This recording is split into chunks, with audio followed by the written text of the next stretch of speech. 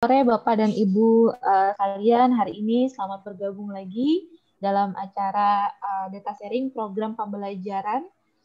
Hari ini tanggal 5 November 2020 kita akan mendapatkan materi lagi dari Bu Nur Sayyidah. Materinya hari ini khusus untuk menyusun bahan ajar dengan metode Student Centered Learning bagian pertama. Nanti akan ada bagian kedua di minggu depan. Nah, hari ini akan lebih seru lagi nih pasti, karena kita kemarin sudah bahas mengenai berbagai macam metode pembelajaran SCL. Sekarang kita masuk ke dalam bagaimana cara menyusun bahan ajarnya. Silakan boleh langsung dimulai, Bu Nur. Baik, terima kasih Ubias. Assalamualaikum warahmatullahi wabarakatuh. Selamat sore dan salam sejahtera bagi kita semuanya. Alhamdulillah kita dalam keadaan sehat sehingga kita bisa melanjutkan acara data sharing ini yang pada sore hari ini kita akan membahas mengenai pembuatan bahan ajar dalam metode pembelajaran SCL. Saya akan sharing terkait dengan hal ini. Jadi tentu semua yang saya sampaikan itu adalah apa yang saya ketahui dan apa yang saya alami. Oleh karena itu, marilah kita saling berdiskusi ini semuanya terkait dengan pembuatan bahan ajar dengan metode pembelajaran SCL. Mohon izin saya akan share screen untuk materinya.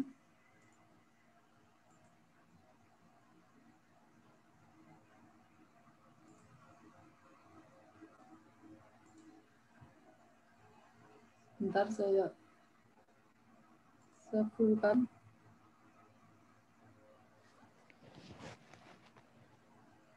Sudah. Masih loading? Masih belum kelihatan ya, Bu? Kelihatan? Udah, Bu. Oh ya. Baiklah, saya awali dengan referensi. Ini beberapa referensi yang saya gunakan dalam penyusunan materi pada sore hari ini. Kemudian saya akan mengawali dengan apa yang dimaksud bahan ajar. Ini saya ambil dari POPAK tahun 2019. Itu yang dimaksud bahan ajar itu tentu adalah materi yang berisi substansi dari pengajaran yang kita lakukan. Bisa dalam berbagai bentuk, yaitu bisa buku ajar, diktat, modul, alat bantu, audiovisual maupun naskah tutorial.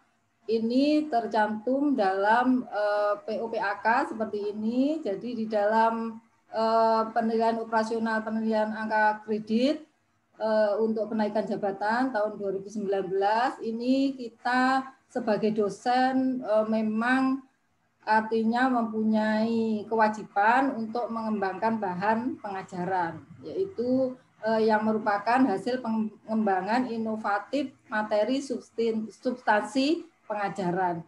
Artinya kita sebagai dosen itu memang dituntut untuk mengembangkan berbagai inovasi terkait dengan pengajaran atau pembelajaran yang kita lakukan. Tentu semuanya ini adalah berasal dari pengalaman kita sehari-hari dalam melakukan metode, dalam melakukan proses pembelajaran pada mahasiswa. Artinya bahwa berbagai inovasi yang kita nanti tulis atau yang nanti kita temukan itu sebenarnya merupakan hasil interaksi kita dengan mahasiswa, apa yang diperlukan mahasiswa, kemudian apa yang bisa kita lakukan untuk mahasiswa. Jadi artinya inovasi-inovasi ini siapa tahu merupakan nanti menjadi temuan-temuan kita yang fenomenal sehingga nanti bisa artinya dipakai, tentu dipakai untuk pengajuan jabatan fungsional dosen. Tapi tentu bahwa ketika kita bukan karena ingin mendapatkan PUM, tapi tentu niat kita adalah memang kita ingin memberikan kebaikan, memberikan sesuatu kepada mahasiswa kita sehingga apa yang kita lakukan itu memang benar-benar bermanfaat bagi mahasiswa. Kalaupun nanti itu adalah bisa menghasilkan atau diakui sebagai PUM, itu tentu adalah hasil dari apa yang kita lakukan. Jadi ini bahwa pengembangan metode pembelajaran itu memang sudah diatur dalam pedoman angka kredit. Kemudian ada beberapa macam di sini untuk bentuk dari bahan pengajaran, yaitu di sini untuk buku ajar, diktat, modul, petunjuk praktikum, model, alat bantu, audio visual, dan naskah tutorial serta job sheet. Tentu kita nanti ini lebih mengarah ke buku ajar. Kemudian beberapa tadi ini yang jenis-jenis untuk bahan ajar.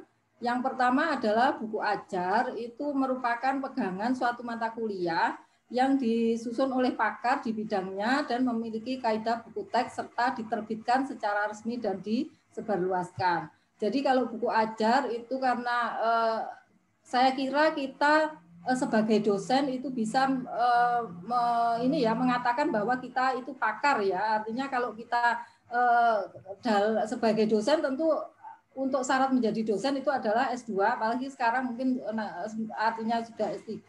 Kemudian kita juga bergelut di bidang kita masing-masing. Artinya kalau kita S1, S2, S3 di bidang yang sama, tentu kita sudah bertahun-tahun menggeluti bidang kita. Artinya itu bolehlah kita bahwa mengatakan bahwa kita itu adalah pakar di bidang kita karena kita mempelajari dan menggeluti bidang kita sejak lama dan itu kita praktekkan di dalam proses pembelajaran.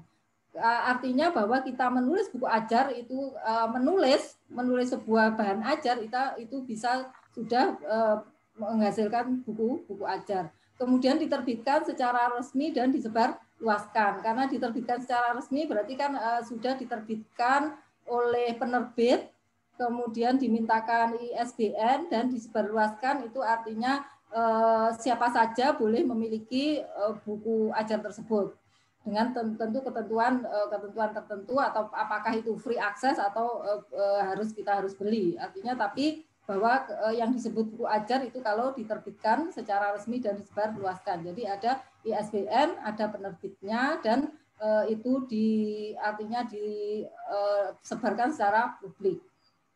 Kemudian yang berikutnya adalah diktat dan modul, itu adalah bahan ajar yang kita tulis mengikuti kaidah ilmiah tapi disebarluaskan kepada peserta kuliah.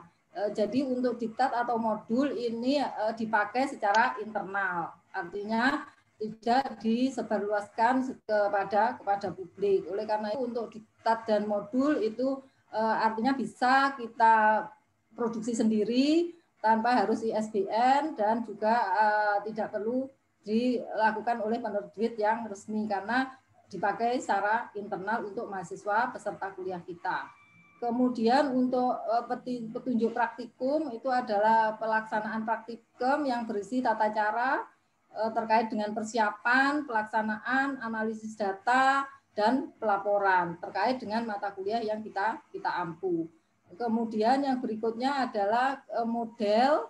Model ini adalah alat peraga atau simulasi komputer yang digunakan untuk menjelaskan fenomena yang terkandung dalam suatu mata kuliah untuk meningkatkan pemahaman peserta kuliah. Jadi model itu bisa berbentuk simulasi komputer.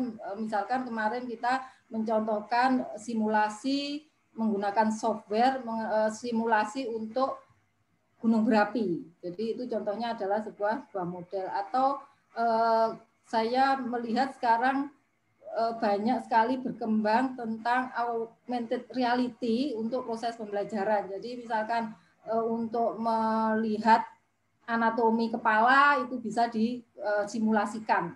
Jadi ini contoh bahan ajar dalam bentuk model.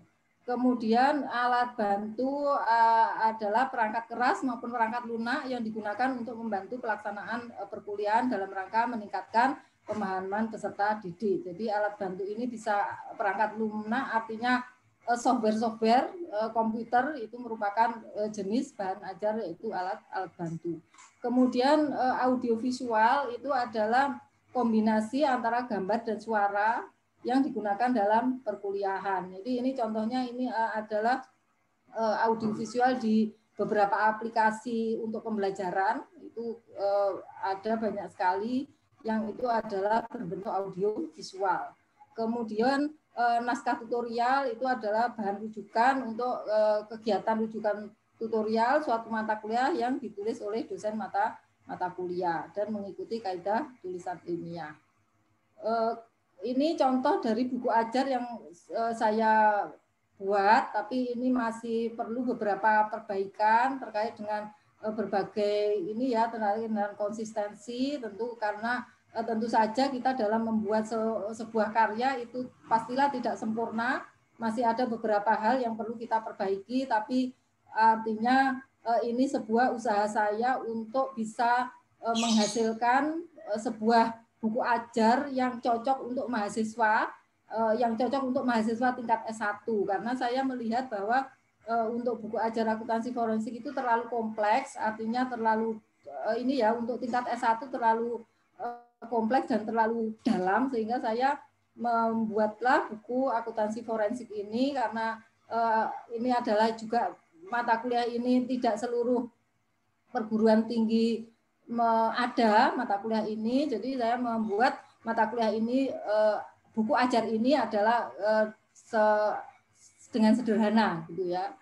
Kemudian untuk buku ajar ini saya di sini menggunakan pendekatan studi kasus, artinya dari setiap bab itu saya memberikan contoh-contoh kasus, kemudian contoh-contoh kasus itu kita bahas di kelas, kemudian berikutnya mahasiswa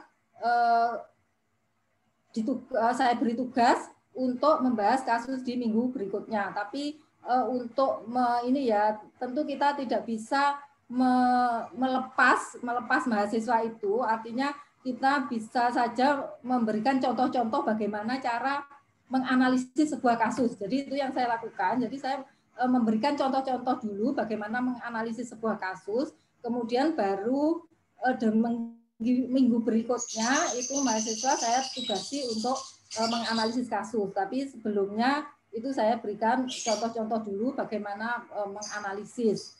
Begitu. Artinya tentu itu kan ya sesuai dengan konteks mahasiswa kita. Artinya kita itu mahasiswanya kan sangat heterogen. Artinya tentu di antara perguruan tinggi yang ada di Indonesia itu mahasiswanya heterogen, sehingga ini saya melihat itu di mahasiswa kami di Unitomo itu bahwa artinya perlu saya berikan beberapa contoh kalau untuk melakukan analisis. Jadi seperti itu yang saya lakukan. Kemudian ini book chapter, mungkin nanti saya kirim yang PDF-nya. Ini adalah dari kenang-kenangan kami tahun kemarin ketika dari dosen-dosen yang mendapatkan hibah dosen merenung. Jadi kami kemarin di antara dosen-dosen yang menerima hibah itu bersepakat untuk membuat book chapter, jadi satu orang satu chapter itu yang temanya itu adalah tentang inovasi pembelajaran. Mungkin nanti ini bisa menjadi referensi bagi teman-teman semuanya untuk ini ya, artinya mengembangkan metode pembelajaran berbasis SCL. Ini nanti akan saya kirimkan untuk yang PDF-nya. Kemudian berikutnya tentu kalau kita itu membahas mengenai bahan ajar itu selalu terkait dengan penjaminan mutu. Jadi ada di penjaminan mutu di SNDikti itu ada standar isi pembelajaran. Ya, isi pembelajaran itu adalah bahan ajar, yaitu kriteria minimal tingkat kedalaman dan keluasan materi pembelajaran. Yang berikutnya kedalaman dan keluasan materi pembelajaran mengacu pada capaian pembelajaran lulusan. Ini standar isi pembelajaran. Kita di S1 itu adalah mengacu pada pembelajaran KKNI untuk level 6. Jadi untuk level 6 itu dari kualifikasi KKNI untuk level 6 itu adalah jenjang S1. Itu yang pertama levelnya adalah seperti ini. Memastikan bidang keahliannya dan memanfaatkan ilmu pengetahuan, teknologi, dan atau seni pada bidangnya dalam penyelesaian masalah, serta mampu beradaptasi terhadap situasi yang dihadapi. Mungkin ini bisa saya berikan contoh terkait bidang saya, karena saya adalah akuntansi, maka saya bisa mencontohkan ini kalau di bidang akuntansi, berarti kan keahliannya adalah akuntansi. Jadi misalkan mampu mengaplikasikan bidang keahliannya untuk menyelesaikan masalah, ini misalkan bahwa ada permasalahan di dalam sebuah perusahaan yang saat ini sedang mengalami kesulitan. Bagaimana mengaplikasikan ini? Itu berarti mahasiswa itu mampu mengaplikasikan ini, artinya konsep analisis laporan keuangan itu untuk menyelesaikan masalah kesulitan keuangan. Jadi cara mengaplikasikannya seperti apa? Jadi bisa misalkan di sini mengaplikasikan konsep ini adalah dengan menganalisis rasio keuangan perusahaan untuk menemukan masalah-masalah yang terjadi sehingga perusahaan itu artinya kenapa perusahaan itu mengalami kesulitan keuangan itu nanti bisa dipecahkan melalui analisis laporan rasio keuangan. Jadi ini mungkin yang dimaksud bisa mengaplikasikan bidang keahliannya untuk mengatasi masalah. Kemudian di sini menguasai konsep teoritis bidang pengetahuan umum dan khusus yang mendalam serta mampu memformulasikan penyelesaian masalah secara prosedural. Artinya bahwa tadi setelah menganalisis laporan keuangan itu ada berbagai macam alternatif penyelesaian yang bisa dilakukan. Misalkan karena hasil analisis rasio keuangan menunjukkan adanya penumpukan hutang yang besar dan bunganya. Setelah itu bisa memformulasikan penyelesaian bagaimana menyelesaikannya, misalkan reschedule hutang bank atau menutup divisi yang rugi, menjual sebagian aset dan seterusnya. Kemudian caranya bagaimana kalau mereschedule hutang? Berarti kan harus menghitung hutang kita yang saat ini berapa, kemudian mengajukan ke banknya, kemudian dan seterusnya. Ini yang dimaksud dengan menyelesaikan masalah secara prosedural. Kemudian di sini mampu menghasilkan keputusan, jadi mampu mengambil keputusan yang tepat, jadi dari berbagai masalah menghitung cost and benefit-nya, akhirnya bisa membuat rekomendasi kepada perusahaan apa yang paling alternatif yang paling baik untuk bisa dilakukan untuk mengatasi kesulitan keuangan. Kemudian yang berikutnya bertanggung jawab pada pekerjaan sendiri dan dapat diberi tanggung jawab. Misalnya dari hasil analisis permasalahan tersebut, kemudian memunculkan solusi-solusi, kemudian menentukan alternatif yang paling baik, dan semua itu dilaporkan. Artinya secara tertulis mahasiswa itu mampu membuat laporan atau makalah yang berisi rekomendasi penyelesaian atas masalah keuangan, kesulitan keuangan perusahaan. Ini mungkin yang bisa saya contohkan bahwa di level S1 itu kita untuk capaian jenjang S1 itu kita levelnya adalah level 0 yang seperti ini. Kemudian yang berikutnya, jadi artinya dalam menyusun buku ajar itu tentu kita mengacu pada level capaian pembelajaran tadi di level 6. Kemudian terkait dengan buku ajar, itu buku ajar itu unsur-unsurnya apa saja. Di sini kita mengacu pada ini ada panduan pengajuan usulan program hibah penulisan buku ajar dikti tahun 2019. Ini di sini disebutkan unsur-unsur dari sebuah buku ajar, yaitu di sini ada prakarta, kemudian daftar isi, batang tubuh, kemudian daftar pustaka, glosarium, dan indeks. Tentu kita nanti akan menekankan pada pembahasan mengenai batang tubuh dari buku ajar. Kemudian ini juga tidak lupa juga bagaimana untuk menulis untuk kutipan. Jadi saya kira kita semuanya sudah membuat kutipan dengan aplikasi bisa salah satu ini. Jadi ini untuk unsur-unsur dari buku ajar. Jadi ini nanti kita tentu akan menekankan, penekanan kita itu adalah menulis mengenai batang tubuhnya.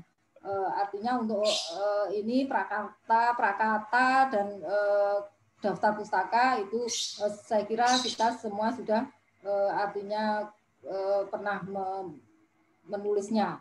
Kemudian ini contoh dari daftar isi dari sebuah buku ajar. Jadi seperti ini, mungkin bisa kata pengantar, kemudian pendahuluan, di sini latar belakang, atau seperti ini pendahuluan. Kalau ini adalah buku tentang statistik, jadi Yang pertama tentang pengertian statistik, kemudian berikutnya setelah bab pendahuluan ada penyajian data penelitian, statistik deskriptif, dan seterusnya.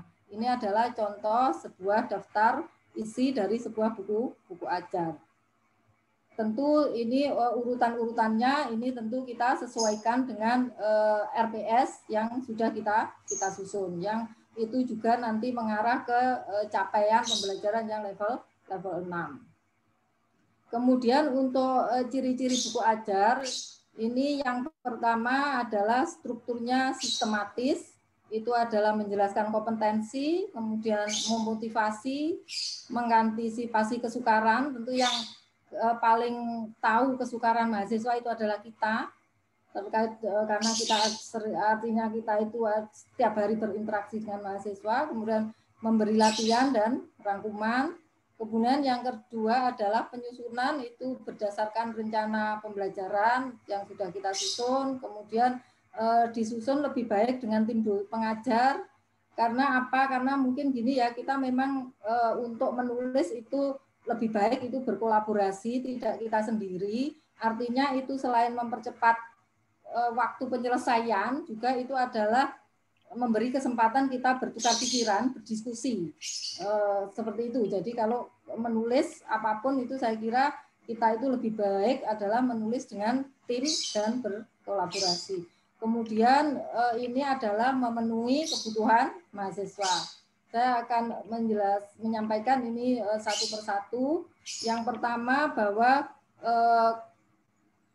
untuk struktur itu sistematis, itu menjelaskan kompetensi. Jadi menjelaskan kompetensi itu setiap bab itu kita akan ada tujuan pembelajaran atau capaian pembelajaran. Jadi misalkan seperti ini, setelah mempelajari bab ini, mahasiswa diharapkan mampu menjelaskan mengenai pengertian akuntansi forensik dan seterusnya. Karena ini masih awal, tentu kita untuk level capaian itu bisa masih menjelaskan, belum sampai ke menganalisis.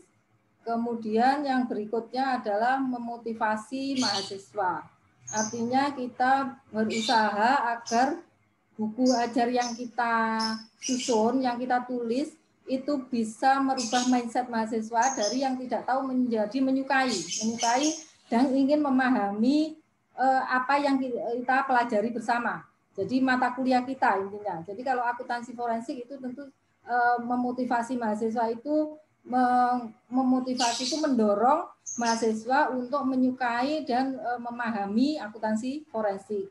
Untuk memotivasi ini kita bisa memberikan contoh-contoh nyata. Itu merupakan salah satu dari usaha kita untuk memotivasi mahasiswa agar menyukai dan memahami apa yang kita tulis, bahan ajar yang kita tulis. Mungkin ini yang bisa saya contohkan di ini dengan memberikan contoh-contoh nyata mengenai, karena ini adalah tentang akuntansi forensik, maka contoh-contoh nyata yang saya berikan itu adalah contoh-contoh nyata terkait dengan kasus-kasus fraud atau kasus skandal keuangan. Jadi harapannya tentu dengan membaca ini kan mahasiswa menjadi, oh ya kenapa seperti itu. Artinya dengan artinya menimbulkan pertanyaan-pertanyaan, mahasiswa itu mendorong mahasiswa untuk membaca di bab berikutnya.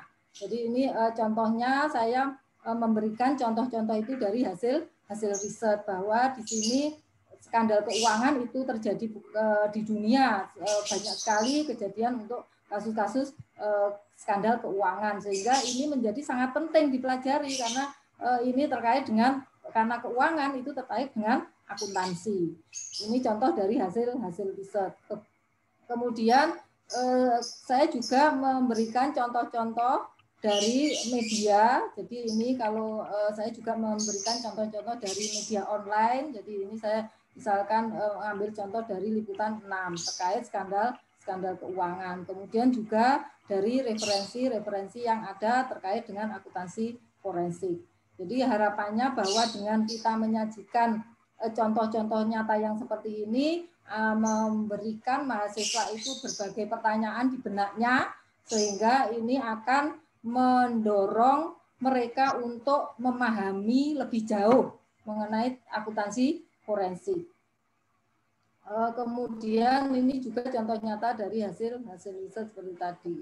Kemudian ini juga saya berikan contoh bahwa akuntansi forensik itu di luar negeri itu sudah menjadi jasa tersendiri. Kalau di Indonesia masih di dalam kantor akuntan publik. Jadi masih ada di bagian dari akuntan publik. Tapi ini saya contohkan bahwa di luar negeri itu ternyata sudah berkembang pesat untuk jasa akuntansi forensik, sampai ada perusahaan yang khusus memang mengkhususkan diri menyediakan jasa akuntansi forensik dan audit investigatif. Saya baca di sana itu berkembang itu terkait dengan kasus-kasus perceraian, itu terkait dengan penghitungan harta gono gini gitu. Kalau di luar negeri ternyata untuk akuntansi forensik itu sampai berkembang jadi seperti itu. Ini yang bisa kita berikan kepada mahasiswa untuk mereka itu semakin bertanya-tanya akuntansi forensik seperti apa. Kemudian yang berikutnya adalah mengantisipasi kesukaran mahasiswa. Ya, seperti tadi bahwa kita pasti lebih tahu mahasiswa kita itu seperti apa, karena tentu tingkat ini ya artinya mahasiswa itu di perguruan tinggi masing-masing mempunyai kondisi yang berbeda. Yang paling tahu kondisi mahasiswa kita itu adalah ya kita sendiri, sehingga bagaimana kita bisa mengantisipasi kesukaran mahasiswa itu ya kita sendiri. Ini adalah beberapa hal yang bisa kita lakukan untuk mengantisipasi kesukaran mahasiswa, yaitu menggunakan kalimat yang mudah dipahami dan memberi penjelasan secara detail serta bisa menjelaskannya dengan gambar. Ini yang saya contohkan kalau terkait dengan bagaimana saya membuat sebuah gambar untuk mahasiswa itu bisa membedakan ruang lingkup ya antara akuntansi forensik, fraud investigation maupun fraud audit. Jadi ini salah satu kita mengantisipasi kesulitan mahasiswa. Kemudian ini juga saya buat seperti ini, ada bidang-bidang yang terkait dengan pekerjaan akuntansi forensik, kita memberikan contohnya. Jadi contoh-contoh kasus yang itu memerlukan bidang-bidang dari pekerjaan akuntansi forensik. Tentu kalau kita hanya menulis ini saja, mahasiswa itu bingung, artinya bidang terkait dengan pencucian uang. Kenapa kok bidang ini terkait dengan akuntansi forensik? Gitu. Jadi ini kita jelaskan contoh kasusnya, yaitu ini misalkan menggunakan uang hasil korupsi untuk membuka usaha, itu perlu ini adalah terkait dengan pencucian uang, dan itu berhubungan dengan akuntansi forensik.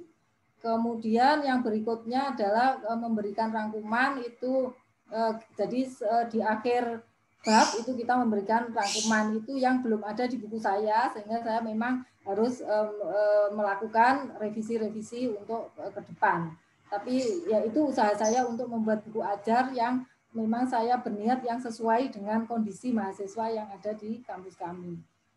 Kemudian yang berikutnya adalah memberikan latihan. Jadi ini contohnya membuat latihan. Saya karena ini adalah pendekatannya studi kasus, maka setiap latihan itu adalah sebuah kasus. Misalkan pada ini untuk topiknya adalah tentang fraud triangle, yang itu ada aspek tekanan dan sebagainya. Yang ini hanya saya minta untuk contoh aspek tekanan terkait dengan apa yang dinamakan masalah yang tidak dapat di-share. Tapi ini sebelumnya untuk halaman sebelumnya itu sudah saya kasih contoh bagaimana menganalisis sebuah kasus dengan cara bagaimana ini adanya masalah yang tidak di-share itu seperti apa, bagaimana kita menemukan masalah yang tidak bisa di-share itu. Baru setelah itu saya menugaskan ke mahasiswa untuk menganalisis kasus.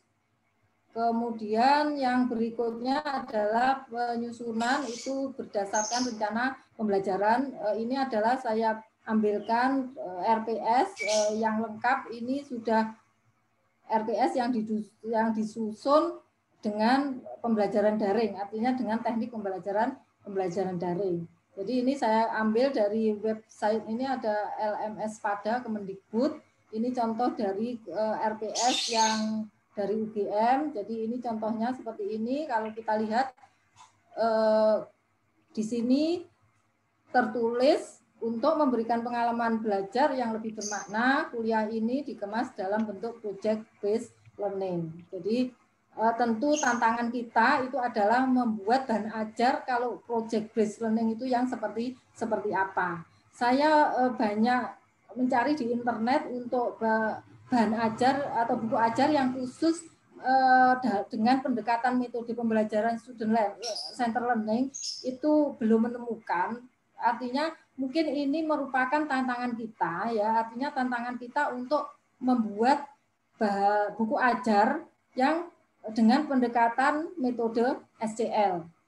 Jadi ini contoh dari RPS yang ini menggunakan project based learning. Jadi tentu saja tantangan kita bagaimana menyusun buku ajar ini yang menggunakan project based learning. Jadi seperti itu. Kemudian selain itu juga menggunakan teknik kolaboratif. Kemudian untuk luaran ini seperti ini, bahwa luaran mata kuliah ini adalah video, makalah, video, dan poster yang akan dipamerkan dan dilombakan. Ini juga merupakan, ini ya bagi saya juga belajar, karena di buku saya itu juga saya belum sampai, artinya menugaskan mahasiswa untuk membuat sebuah laporan ya, atau makalah ya, mungkin makalah yang itu mulai dari ada sebuah kasus, bagaimana kasus itu diidentifikasi, kemudian rekomendasinya apa, itu saya belum sampai. Ini juga bagi saya merupakan sebuah pembelajaran. Jadi ini untuk luarannya itu adalah makalah, video, dan poster. Kemudian ini beberapa kajian, dan ini juga ada penilaian.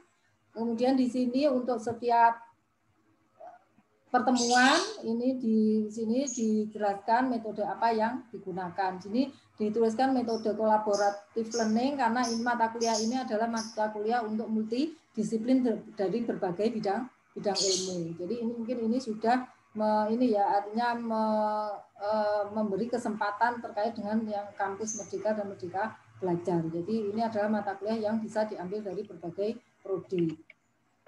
Kemudian jadi ini tadi untuk project based learning-nya itu ternyata ditulis di tatap muka ke-16. Nah ini tentu kita kan menjadi ini ya, artinya bagaimana kreasi kita dalam membuat buku ajar. Apakah kalau artinya project based learning itu hanya dilakukan di pertemuan terakhir, itu apakah bahan ajar itu yang terkait dengan project based learning itu hanya di pertemuan terakhir atau yang seperti apa? Tentu ini merupakan tantangan kita untuk membuat metode membuat buku ajar dengan metode ini yang inovatif.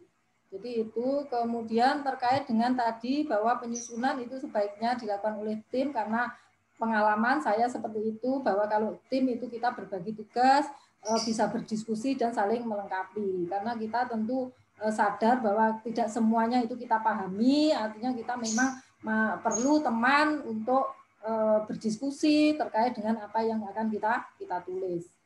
Dan itu menjadi lebih cepat kalau kita satu tim ya, daripada kita sendiri menyelesaikan misalkan 12 bab. Nah, itu kan akan lama. Coba kalau nanti kita misalkan ada berdua atau bertiga, kan bab-babnya bisa kita bagi, kemudian kita bisa diskusikan dan itu bisa segera selesai. Itu adalah terkait dengan penyusunan dengan tim. Kemudian yang berikutnya itu adalah memenuhi kebutuhan mahasiswa, yaitu tadi sesuai dengan capaian pembelajaran, kemudian tentu materi itu dari berbagai sumber, kemudian disertai contoh-contoh sesuai dengan pokok bahasan, kemudian isi bab bisa urut sesuai dengan pokok bahasan yang ada di dalam rencana pembelajaran. Jadi yang penting itu menurut saya bahwa buku ajar itu harus selalu disertai dengan contoh-contoh. Oleh karena itu mungkin pengalaman saya sebelum artinya menyusun buku ajar itu saya mengumpulkan berbagai bahan dulu, kemudian artinya mana yang relevan dengan buku ajar yang kita pakai, yang akan kita susun itu saya kumpulkan dulu, sehingga nanti ketika kita sudah menyusun kita tinggal madu-madukan, seperti itu. Jadi dari berbagai sumber. Tentu yang sangat penting berbagai sumber itu adalah tentang riset. Jadi terkait dengan artikel-artikel baik artikel nasional maupun artikel internasional. Saya pun sekarang sudah mulai ketika memberikan pembelajaran, saya sudah mulai di mata kuliah apapun itu saya mulai mengenalkan mahasiswa itu dengan riset. Jadi misalkan tentang akuntansi syariah itu setiap minggu itu saya minta mahasiswa itu merisum sebuah artikel yang sesuai dengan topik bahasan. Jadi harapan saya bahwa nanti skripsi mahasiswa itu judul-judulnya itu biar lebih lebih berkembang, bahwa dalam setiap mata kuliah apapun itu sebenarnya ada topik riset. Jadi setiap mata kuliah apapun ada topik riset. Jadi itu yang saya lakukan, bahwa di mata kuliah apapun itu saya akan mengenalkan mahasiswa itu dengan riset-riset. Kemudian ini berikutnya adalah cara mengembangkan materi kuliah menjadi buku ajar. Jadi ini yang pertama, menulis dengan bahasa sendiri. Tentu ini adalah bagaimana kita artinya menuangkan pemikiran kita itu ke dalam sebuah tulisan. Jadi seperti itu. Tapi tentu semuanya itu didahului dengan kita membaca, karena kita membaca dan ada referensinya, karena saya kira semua yang ada di pikiran kita yang akan kita tulis itu sebenarnya kan sudah pernah ada, tapi bagaimana kita menemukan itu. Kemudian yang berikutnya pengemasan kembali informasi. Jadi mengemas informasi dari berbagai sumber itu dengan kalimat kita sendiri, bagaimana cara kita menggabung-gabungkan antara sumber yang satu dengan sumber yang lain. Kemudian penataan informasi, ini kompilasi tulisan dari dan informasi.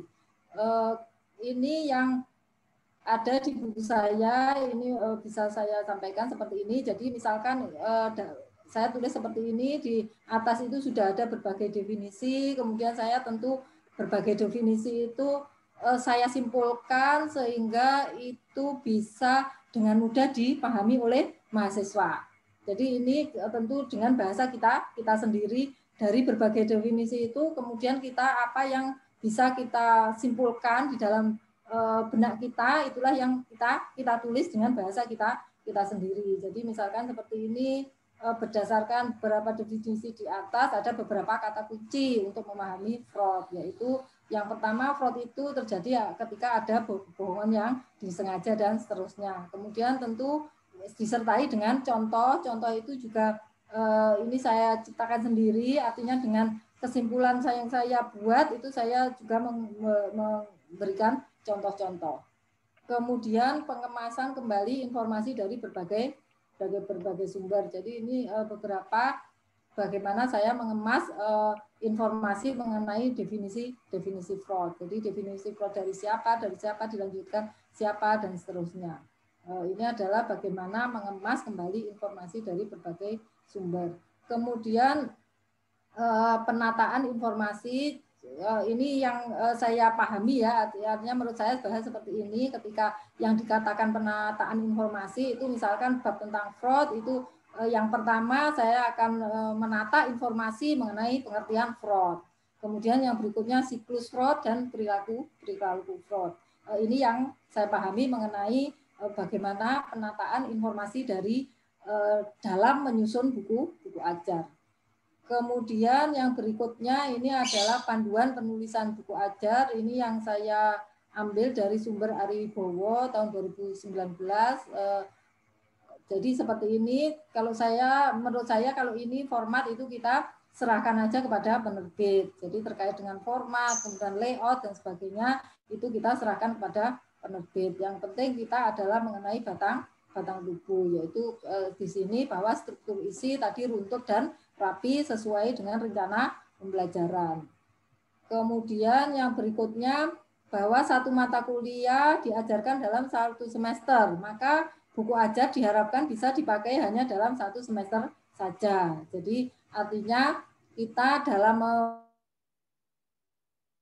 itu tentu satu mata kuliah itu selesai dalam satu semester. Jadi satu buku ajar itu diharapkan bisa diselesaikan dalam satu semester. Jadi kalau misalkan di sini sebuah buku ajar itu satu bab kira-kira dihabiskan 1 sampai 2 kali pertemuan, maka berarti babnya itu di antara 6 sampai 12 bab.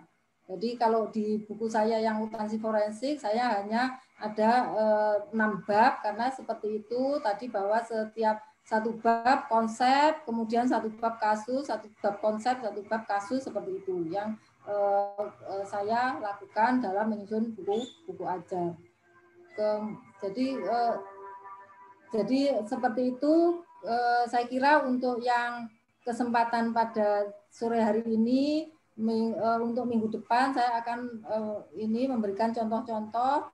Tadi saya sudah kontak dengan teman yang juga dosen merenung itu, yang juga menulis di book chapter itu, untuk coba saya minta contoh bahan ajar yang sesuai dengan yang ada ditulis itu, dengan kalau tidak salah dengan business house gitu untuk proyeknya.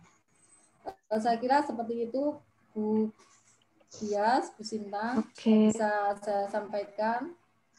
Baik, terima kasih Bu Nur materinya hari ini.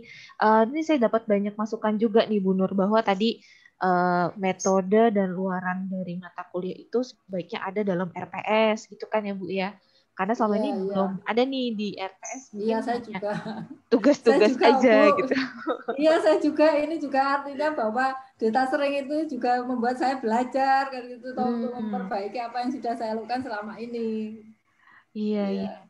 Terus Bu, saya mau nanya nih, kalau misalnya kita mau membuat buku ajar ataupun modul atau diktat lah ya Bu ya, sebenarnya ada nggak sih Bu standar berapa banyak referensi yang harus kita gunakan di daftar? Kalau referensi saya kira nggak ada Bu, artinya berapa jumlah referensi itu tidak ada, tapi itu kan ini aja ya, artinya. Tapi yang paling penting kalau kita menggunakan artikel penelitian itu kan 5 tahun terakhir gitu kan. Oh iya. Tapi kalau buku-buku boleh kan, buku klasik, karena kan kita teori klasik juga banyak buku-buku yang sudah lama tapi masih kita perlukan. Tapi kalau terkait dengan artinya mungkin artikel dari jurnal itu yang 5 tahun terakhir. Kemudian kalau memang ada literatur yang baru, ya kita pakai yang baru. Tapi tentu kalau masih yang klasik itu memang teorinya malah dasarnya di situ, ya kita bisa tetap pakai seperti itu. Kemudian terkait jumlah, saya kira nggak ada panduan, tapi itu kan ini ya, artinya kita lah, artinya ya apa? Artinya kesesuaian kita aja ya, artinya ini perlu enggak ketika bab ini saya memberikan referensi yang lain, memberikan contoh yang lain gitu, tentu itu adalah artinya kesesuaian kita. Tapi saya kira kalau memang artinya kita ini kan sebenarnya ini ya mengarah ke yang namanya riset ya. Jadi artinya setiap bab itu lebih baik memang ada nanti contoh-contoh dari hasil riset, atau malah lebih baik gini Bu Cia, artinya di setiap bab itu kita di pendahuluan itu membuat seakan-akan menjadi sebuah introduction, sebuah artikel. Jadi nanti misalkan di bab 1 gitu ya, bagaimana saya menulis di bab 1 itu ini memang nanti akan saya targetkan menjadi introduction dari sebuah artikel. Jadi selain buku ajar, kita bisa menggunakan pendahuluan itu nanti untuk menyusun artikel, karena kan yang paling berat di dalam ya, kalau artikel sih berat semua, tapi berat di introduction itu kan juga berat ya di artikel, karena kita kan harus bisa menceritakan kenapa kita menulis itu. Jadi menurut saya memang juga dari buku ajar itu sebagian saya cuplik-cuplik untuk saya masukkan sebagai introduction di dalam artikel. Jadi mungkin itu lebih baik kita memang artinya ketika membuat buku ajar langsung ditargetkan aja bahwa bagian dari buku ajar ini nanti akan menjadi sebuah artikel yang akan kita tulis. Jadi sekali dalam 2-3 pulau terlampaui gitu. Sekali kerja luarannya banyak gitu ya Bu? Ya gitu ya. Oke. Terus Bu, kalau misalnya kita kalau kita nanti tentu pertanyaannya kan plagiasi apa enggak kan gitu kan biasanya. Nah, terkait plagiasi atau enggak. Cuma gini, kalau plagiasi kita itu ceknya itu kan cek bukan substansi ya. ceknya untuk plagiasi aplikasi-aplikasi yang ada, Turnitin dan sebagainya, itu kan ceknya bukan cek substansi isi kan, tapi kan cek hanya kata demi kata. Kalau kita targetkan, kalau gitu targetkan aja untuk artikel itu artikel internasional, jadi kan nanti bahasanya berbeda ya, meskipun artinya tapi kan artinya tidak semua dari buku ajar itu kan yang akan kita pakai untuk introduction, kan hanya misalkan di bagian introduction. Kalaupun itu plagiasi kan tidak banyak gitu. Tapi kalau dicek, kalau memang buku ajar kita bahasa Indonesia, kemudian artikel kita bahasa Inggris, ya nggak apa-apa. Tapi walaupun secara substansi untuk introduction-nya sama. Tapi saya kira kalau hanya kita mencuplik introduction-nya aja kan nggak salah untuk kita pakai artikel. Oke. Nah, Bu Nur nih ada pertanyaan dari Bu Safitri Jaya. Bu Saf bertanya, Bu, untuk penulisan setiap bab, apakah wajib menyertakan evaluasi seperti studi kasus atau pertanyaan seputar materi? Gimana, Bu? Iya, kalau di panduan, memang kalau idealnya seperti itu. Dalam setiap bab itu ada tes, ada rangkuman, ada latihan mahasiswa, kemudian ada tes. Jadi latihan mahasiswa itu bisa untuk sebagai tes. Jadi memang idealnya bahwa dalam setiap bab itu ada pendahuluan, ada isi, ada rangkuman, kemudian ada evaluasi. Jadi ada tes. Tes itu bisa dalam bentuk mungkin macam-macam sesuai dengan pendekatan kita ya. Kalau pendekatan kita tadi studi kasus, saya setiap bab itu ada pertanyaan tentang kasus yang saya sampaikan. Jadi seperti itu.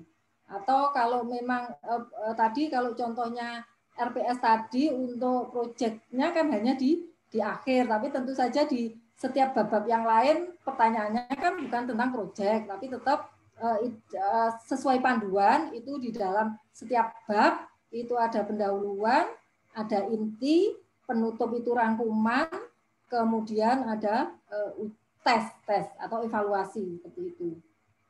Oke, gimana Bu Safitri, sudah jelaskah jawabannya? Ya, terima kasih Bu Nur. Ya, memang kan kalau kita lihat di beberapa buku ajar, tidak semuanya memuat evaluasi ya Bu, kalau di akhir pembahasan. Jadi makanya itu jadi pertanyaan juga, apakah sebenarnya evaluasi itu wajib atau tidak? Tapi ternyata itu secara ideal ya Bu. Iya, kalau sesuai panduannya itu memang harus ada. Cuma ginilah, kita itu membuat buku kan tidak langsung sempurna gitu ya. Betul. Betul. Saya aja juga ini kok rangkumannya itu belum ada gitu. Yeah. Jadi rangkumannya nggak apa-apa kan. Tapi kita kan nanti akan artinya kita revisi. Misalkan untuk nyetak lagi di berikutnya bisa kita revisi, kita tambahkan kan gitu kan. Karena kita tentu kalau membuat itu nanti artinya perfect 100% ya lama. Tapi kalau artinya menurut saya ya itu masih proses lah, semua yang kita lakukan itu kan proses toh, untuk menjadi yang sempurna itu kan sebuah proses gitu. Oh ya, baik Bu, terima kasih Bu Nur untuk penjelasannya. Iya. Saya juga di buku saya juga banyak yang harus saya tambah-tambahkan, tapi ya saya berusaha untuk bisa menjadi buku dulu kan gitu, baru nanti sehingga bisa saya artinya saya berikan kepada mahasiswa gitu loh. Terus nanti hasilnya kan itu yang akan menjadi pembelajaran atau bagi kita, oh ternyata buku kita masih kurang apa ketika kita sampaikan kepada mahasiswa, ketika buku itu digunakan oleh mahasiswa. Saya kira kita itu prosesnya tidak akan berhenti. Jadi begitu. Iya, baik Bu. Oke, terima kasih Bu Nur jawabannya, terima kasih Bu Safitri. Berikutnya Bu Nur ada pertanyaan dari Bu Agustin. Wah, ini yang akuntansi muncul nih. Iya, Bu Agustin ini saya sudah kenal Bu sebelumnya, Bu. Oh gitu. Salam hormat Bu Nur Sayyidah. Iya, Bu Agustin langsung aja kali nanya ya Bu Agustin. Baik, mohon izin langsung ya Ibu. Iya Bu Agustin. Sempat waktu saya kebetulan konsentrasinya mengajar di perbajakan Ibu. Kemudian sempat ada tugas itu analisa paper ya, tapi mungkin belum yang terlalu berat begitu. Nah, kemudian di beberapa perkelompok begitu ya Ibu, kemudian kita coba bahas gitu. Artinya mungkin di 10 menit terakhir saya coba kenalkan begitu ya mereka-mereka dengan itu. Nah, kemudian pas saya lihat ternyata sudah cukup bagus nih Bu mereka analisanya, kemudian prosesnya ya mungkin yang saya lihat. Nah, kemudian jadi terkumpul gitu satu bahan. Kemudian terpikir, oh sepertinya bagus juga nih kalau dibuat bunga rampai seperti itu ya. Jadi ada nama-nama mereka kan, mereka senang begitu ya. Nah, namun artinya outputnya jadi belum ke buku ajar begitu Ibu. Nah, apakah itu bisa dijadikan sebagai bahan evaluasi juga atau sebaiknya lebih bagus ya sudah sekalian ke buku ajar, tapi mungkin di bab tambahan atau apa? Mohon arahannya Ibu. Terima kasih. Jadi untuk apa tugasnya review paper gitu ya Bu, critical review gitu ya? Betul, per kelompok kemudian dibahas di 15 menit terakhir lah begitu Ibu. Betul. Ya. Artinya bahwa output critical review itu nanti akan dibuatkan sebuah book chapter atau seperti apa Bu Agustin? Kepikirannya saya sih masih bunga rampai, jadi masih dikategorikan begitu ya Ibu dalam tema-tema khusus, membahas tentang apa gitu, yang peminatan mereka, tapi belum sampai dengan book chapter mungkin lebih advance ya, ini masih agak di bawahnya begitu.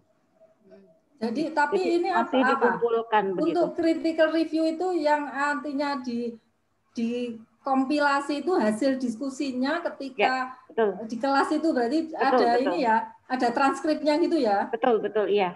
Oh, jadi berarti kan banyak sekali artinya halamannya kan gitu toh? Betul, iya. Kalau itu adalah hasil diskusi ya, kalau itu mungkin ya artinya bisa juga menjadi bagian dari buku ajar kan gitu. Artinya ini kan mata kuliah apa Bu Agustin? Perpajakan Ibu. Perpajakan artinya selain review paper kan bahas-bahas. Betul. Nah itu artinya review paper kan hanya mungkin di akhir apa-apa nanti yang atau dicantol-cantolkan di bab-bab sesuai dengan ininya tadi. Jadi misalkan bab 1 tentang topiknya apa, papernya ini, di review ini itu menjadi artinya sumber yang mendukung topik-topik di setiap buku ajar itu. Jadi mungkin di perpajakan itu kan misalnya ada 10 topik, ada misalkan di kelas ada 10 kelompok. Jadi setiap hasil dari critical review itu dicantolkan di topik-topik yang sesuai dengan urutan-urutan di buku ajar itu. Jadi menjadi pendukung, materi pendukung gitu. Baik. Jadi sayang ya Ibu kalau hanya untuk buku bunga rampai begitu ya. Iya, langsung dicantol-cantolkan aja kan gitu ya. Baik Ibu, terima kasih Bu Dr. Nur. Sama-sama selalu Bu Ibu. Ya. Oke, berikutnya satu pertanyaan lagi nih Bu dari Bu Sila. Bu Sila silahkan langsung aja Bu Sila. Oh ya, langsung aja ya Bu. Langsung, monggo. Oke, terima kasih kesempatannya Bu Pias. Mohon izin bertanya Bu Nur. Biasanya kalau kita di akuntansi itu kan ada beberapa pertemuan itu kan suatu cycle atau proses ya Bu ya.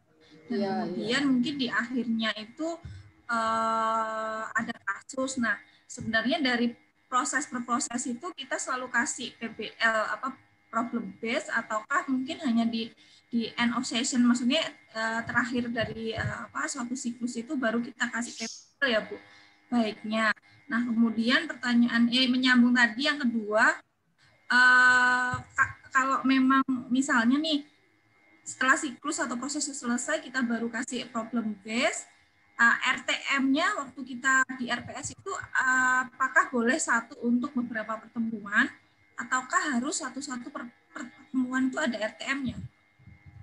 Jadi kalau ini ya, apakah kita menugaskan itu misalkan kalau problem base itu di setiap bab itu tergantung boleh hanya terakhir, boleh di tengah-tengah atau tergantung ini kita ya, artinya target kita untuk mengetahui ini artinya menerapkan metode itu di topik yang mana. Kalau saya kebetulan memang setiap topik kan gitu. Setiap topik itu saya berikan studi kasus. Tapi kalau bisa saja tadi contohnya untuk RPS yang di UGM itu tadi kan untuk proyeknya hanya di terakhir. Untuk yang untuk pertemuan sebelumnya itu tugasnya bukan proyek, tapi tugas-tugas yang yang lain. Jadi tergantung kita akan menerapkan metode itu di mana, di pertemuan mana. Apakah hanya satu kali? Ya nggak apa-apa satu kali, tapi yang di pertemuan mana. Mungkin kalau di semua pertemuan terlalu berat, ya itu nanti kan malah tidak akan efektif toh kalau terlalu berat. Jangan-jangan mahasiswa menjadi sibuk aja sehingga tidak menguasai konsep kan gitu. Mungkin makanya kalau saya untuk studi kasus satu kali pertemuan konsep, kemudian berikutnya kasus seperti itu. Jadi kalau artinya sesuai dengan target kita menerapkan metode itu di bagian yang mana. Tapi paling tidak di setiap pertemuan itu kan selalu kita menerapkan artinya dalam satu proses pembelajaran satu semester, satu mata kuliah kan boleh kita menggunakan lebih dari satu metode pembelajaran. Misalkan terakhir untuk proyek hanya di terakhir. Untuk yang berikut sebelum-sebelumnya kita pakai yang small group discussion seperti itu. Tapi untuk panduannya setiap pertemuan itu kan selalu ada evaluasinya, ada tesnya. Tapi menurut saya sih kalau tes itu bisa aja kita ini ya artinya tes tanya jawab itu kan juga merupakan tes. Tapi intinya bahwa kita itu dalam satu proses pembelajaran satu mata kuliah itu boleh menggunakan lebih dari satu metode. Kemudian penerapan metodenya itu akan di mana itu tergantung pada target kita itu akan ada di mana. Kalau kemarin berdasarkan contoh-contoh yang dari riset-riset itu kan juga seperti itu. Artinya ada yang ingin mengamati small group discussion itu apakah efektif apa enggak itu hanya di satu kali pertemuan. Pertemuan lain menggunakan metode yang berbeda. Itu juga saya kira nggak apa-apa dari hasil-hasil riset yang kita bahas minggu yang lalu. Jadi hanya mengamati di satu mungkin satu siklus atau dua siklus atau tiga siklus seperti itu. Oke. Begitu Bu Sila. Terima kasih Bu Nur jawabannya. Ya, sangat membantu. Bu Sila sama-sama. Oke, terima kasih Bu Sila, Bu Nur. Bu Nur, terima kasih sekali hari ini materinya selama 1 jam cukup padat dan kita semua dapat sesuatu yang baru nih. Saya jadi berpikir, wah ini harus membongkar RPS nih ke depannya nih. Oke. Bapak Ibu juga terima kasih banyak sudah hadir di pertemuan hari ini. Sebelum kita akhiri, mohon bantuan Mbak Gina untuk dokumentasi ya Mbak Gina. Bapak Ibu mohon dibuka kameranya agar kita bisa sama-sama mendokumentasikan kegiatan hari ini. Halo Mbak Gina. Ya. Oke.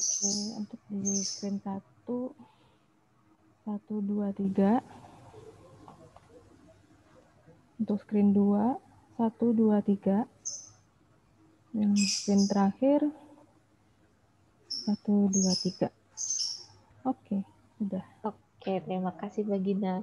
Bu Nur, terima kasih sekali. Saya ingin menyampaikan gini Bu. UPJ ini kalau di kelompok data sering paling top Bu. Dari kami kelompok data ini UPJ itu paling ini ya proaktif, ininya aktif, pesertanya banyak terus. Untuk kemarin termasuk kita sudah dibikinkan logbook online. Mungkin akan dijadikan contoh di vertises yang lain kayaknya. Pak Eko kemarin gitu, contoh aja di UPJ gitu. Oh mantap nih, berarti dosen-dosen kami semangat ya Bu. Mungkin Pak Agustinus nanti lah dihubungi banyak vertises mungkin. Terima kasih Bu. Tanya aja Pak Agustinus kan gitu Pak Ekonya. Oh, Pak Agus Setiawan maksudnya. Gitu. Karena saya di pertisas lain itu namanya juga Pak Agus. Pokoknya saya itu di 3 pertisas Pak Agus semua. Oh gitu Bu. Memang Pak Agus itu namanya agak-agak komersial Bu. Satu Pak Agustinus, satu Pak Agus Setiawan, satunya Pak Agus siapa yang di Kediri itu juga Pak Agus. Kalau di UPJ itu memang namanya Agustinus Agus Setiawan. Oh. Iya nanti Pak Agus kalau banyak dihubungi dari pertisas lain. Itu kalau di Jogja ada perkumpulan Agus itu, Bu. Oh iya. Iya, iya. Oke, terima kasih banyak Bu Nur untuk sama-sama. Ketemu lagi minggu depan ya Bu Nur. Iya Bu, iya. Oke. Terima kasih Bu Nur. Terima kasih Bu. Terima kasih Ya, sampai jumpa lagi. Terima kasih Bu Bia. Terima kasih Ibu. Sama-sama Pak, mohon izin. Ya.